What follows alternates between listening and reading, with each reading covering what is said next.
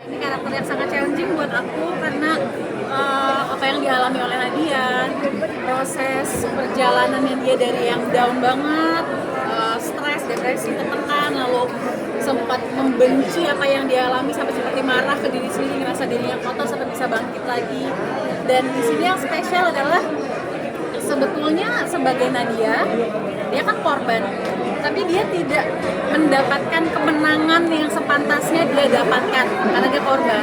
Tapi itu gak masalah buat dia karena kemenangan wanita lain yang dia perjuangkan, kaum wanita yang menang, itu menjadi kemenangan buat dia juga gitu. Jadi bukan sesuatu yang apa ya buatku aja gitu, tapi untuk bersama gitu, itu yang spesial buat. Berat nggak sih? Berat nggak peran kamu di sini karena kan ini banyak relate yang juga kisah nyatanya juga terungkap di sini gitu. Iya, ini sebenarnya challenging-nya lagi adalah karena banyak banget yang mengalami apa yang dialami karakter-karakter di film ini. Ini banyak di sekitar kita, di negeri kita, dan yang bikin menyedihkan adalah banyak orang yang merasa takut untuk memberitahukan atau mengadu apa yang terjadi kepada dirinya karena takut disalahkan, takut malah dianggap mencari perhatian, dianggap mengarang, malah dia yang disalahkan gitu. Jadi semakin parah lagi traumanya. Ya risetnya aku banyak bertanya kepada yang beneran mengalami gitu ya, dan ternyata ya semua orang punya cerita yang beda-beda. Terus itu sih ya yang menurut aku paling susah adalah dari dia titik terendah lalu memutuskan untuk berjuang, apa alasannya gitu, dan ternyata dia bisa merasakan ayo kemenangan kita bersama adalah kemenangan buatku juga gitu, walaupun bukan aku pribadi Nadia yang mendapatkan itu. Jadi roller coaster sih itu yang membuat menantangnya tuh itu karena banyak ragam emosinya. Ini juga salah satu tujuan Caca untuk orang-orang yang mempunyai korban ini juga nggak sih? Mereka bisa speak up dan bersuara untuk kejadian seperti ini. Banyak juga wanita-wanita yang takut akan tadi tidak keadilan di mata hukum. Seperti apa, Ca? Iya, aku berharap, maksudnya kita nggak tahu ya akan jadi apa dari segala sesuatu yang kita lakukan gitu dalam hidup kita, tapi mudah-mudahan dengan adanya film ini, dari saat aku bersuara, lebih banyak perempuan atau korban, karena nggak hanya perempuan ya, yang berani mengungkapkan apa yang dia alami, berani berjuang dan merasa bahwa saya pantas mendapat keadilan. Karena banyak orang merasa nggak pantas didengar, merasa nggak pantas untuk dianggap. Tapi mudah-mudahan dengan adanya film ini bisa menggugah orang untuk berani bertindak dan maju untuk dirinya sendiri dan buat orang-orang sekitar. Sudah ada yang menghubungi Caca belum sih dengan cerita, mungkin dengar pendapat atau sebenarnya curhat ke Caca dengan adanya film ini, Ca? Yang luar biasa tuh dari film ini, sejak kita promo terus itu kan sebentar lagi launching, banyak banget yang DM di Instagram, di TikTok, itu cerita asli yang dialami, pelecehan yang dialami, dan sampai ngomong saya pengen mensupport. Terus akhirnya dari tim film ini menghubungi, terus banyak hari ini ada 4 orang survivor pelecehan yang datang ke sini dan tadi ngasih cerita mereka masing-masing untuk menguatkan sesama gitu. Itu sesuatu yang real, organik gitu, maksudnya luar biasa banget lah gitu. Mas Ibu sendiri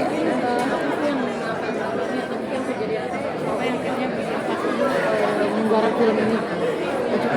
Kalau saya menggarap film ini kan seperti saya katakan sebelumnya kan bahwa ini adalah sebuah social issue ya. Sosial kekerasan seksual ini adalah sebuah social issue yang memang harus kita bahas, harus kita buka gitu, dan seperti harus kita berikan harapan kepada orang-orang yang mengalami kekerasan seksual ini ataupun pelecehan seksual untuk mempunyai sebuah harapan bersuara. Kalau dia bersuara, maka pintu-pintu akan terbuka. Gitu. Dia bilang proses pembuatannya sangat lama ya, Pak Sodo. Seperti apa sih Pak? Kenapa sampai hari ini tadi walaupun ada COVID, tapi memang ada mungkin nggak sih kesibukan dari para case-nya sendiri mungkin yang sampai akhirnya begitu lama panjang? Enggak juga sih, kita kalau sumpah waktu syuting itu memang rata-rata berhenti dikarenakan COVID sih. Jadi panjang banget kita breaknya karena COVID gitu. Tapi kalau sumpah dari para case ataupun para kru, kapanpun kita syuting gitu pasti mereka oke. Melibatkan psikolog juga nggak sih selama proses syuting? Sorry? Melibatkan psikolog selama proses syuting? Kita ada 2 sebenarnya yang saya konsultasi, karena mereka nggak setiap hari ada di lapangan. Caca, kamu juga kan nyanyi 3 lagu ya? Hah? Nyanyi 3 lagu di itu. Kenapa sih memilih akhirnya juga main juga, terus nyanyi soundtrack juga? Apakah ada? Jadi prosesnya itu pada saat syuting, aku kan banyak banget ngobrol dengan Pak Sono mengenai apa yang tadi alami. Aku sempat juga nulis puisi di lokasi, di set sambil nunggu setting lampu. Terus puisi itu aku tunjukin ke Pak Sono. Jadi aku sering sharing lah sama Pak Sono. Terus pas sudah kelar syuting, semua proses itu udah selesai. Aku seneng banget karena dipercaya sama Pak Sono untuk coba deh bikin lagu untuk jadi soundtracknya gitu. Dan mungkin karena dikira aku yang memerankan tadi, jadi paham cerita yang dilalui, perasaan dan sebagainya gitu. Jadi aku nulis 3 lagu. Pertama pada saat lagi in love banget sama Nino, yang jadi karakter Nino pas tunanganku. Terus nafas palsu saat dia udah mau ngerasa depresi banget, dan terakhirnya menang ketika udah perjuangannya berhasil. Tapi jadi ke trigger ya sih setelah meranin Aku malah dibilangin sama Pak Sono kalau misalnya karakter jangan sampai dibawa pulang. Jadi kalau bisa sesudah cut harus back to Caca gitu, karena itu yang sehat. Kalau nggak kayak gitu nanti hidupku berantakan semuanya. Jadi aku merasa beruntung dapat pembelajaran itu. Karena itu kalau jadi belajar setelah film ini. Jadi banyak belajar. iya betul, jadi banyak belajar. Tapi pernah ada momen ke bawah nggak sih? Peran jadi ayahnya Caca nih Mas Rifki. Emosionalnya saat melihat anak ibu seperti apa pengalamannya? Ya, saya rasa nggak ada kesulitan ya, karena memang dari skripnya juga sudah baik, dan bagaimana saya membangun karakter itu sudah didukung oleh tim, kru, sutradara, pemain yang baik. Jadi untuk memainkan emosi apapun itu kayaknya nggak ada kesulitan. Gimana rasanya kerja terus sama Caca, melihat pertumbuhannya Caca gitu? Aktingnya Caca, Dan melihat perkembangannya aktingnya Caca. gitu kan dari tahun 2029 terus kerja bareng dengan berbagai.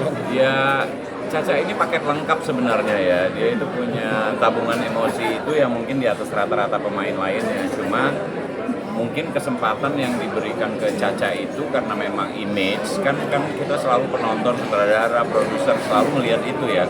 Padahal Caca sendiri punya kemampuan yang ya bisa diuji sebenarnya. Jadi makanya ketika saya tahu bermain sama Caca ya saya happy banget, dan nggak bakal ada kesulitan yang gimana gitu. Nah, itu sih. Adu aktingnya gimana sih Mas? Itu adu aktingnya tadi kan udah. Gitu. Karena kan sudah seperti adik dan anak gitu ya, Iya. kakak dan adik. Seperti apa sih melihat pertumbuhan aktingnya Caca sendiri sebagai dilihat pada saat konteks peran di sini gitu? Ya, Caca itu dia punya karakter Cacanya ya, yang ketika ada satu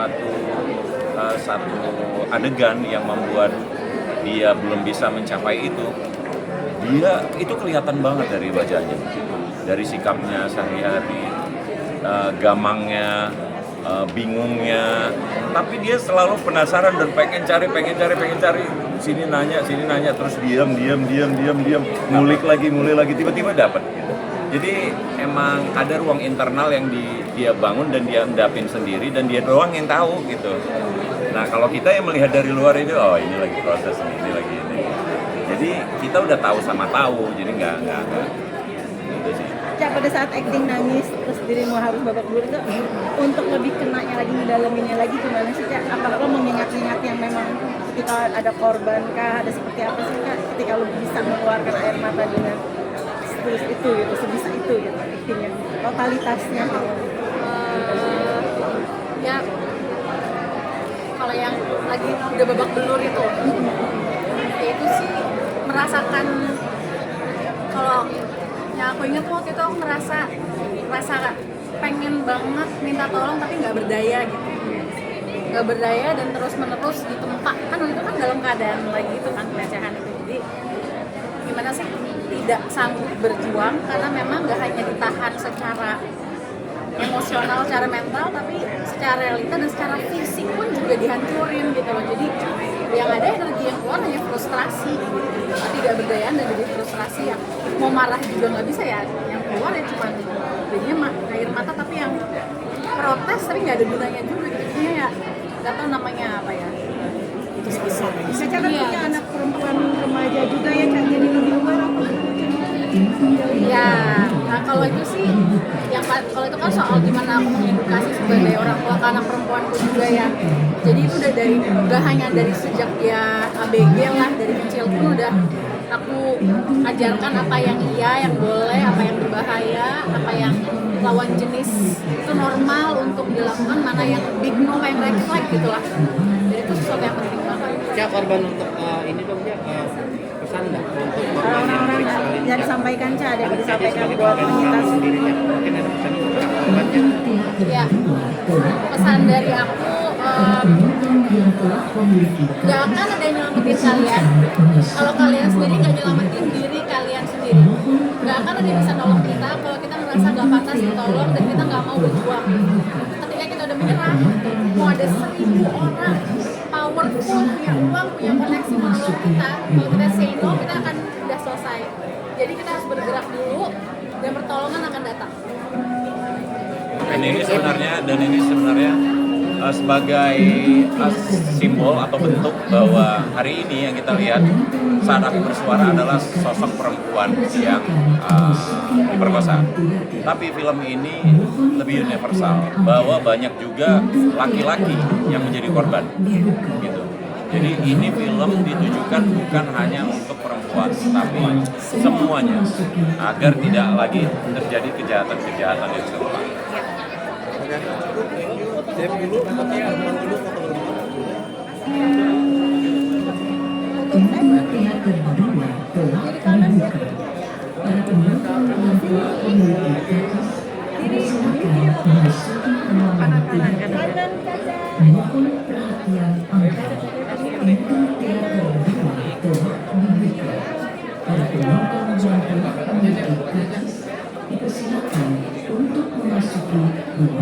Oke. Yuk.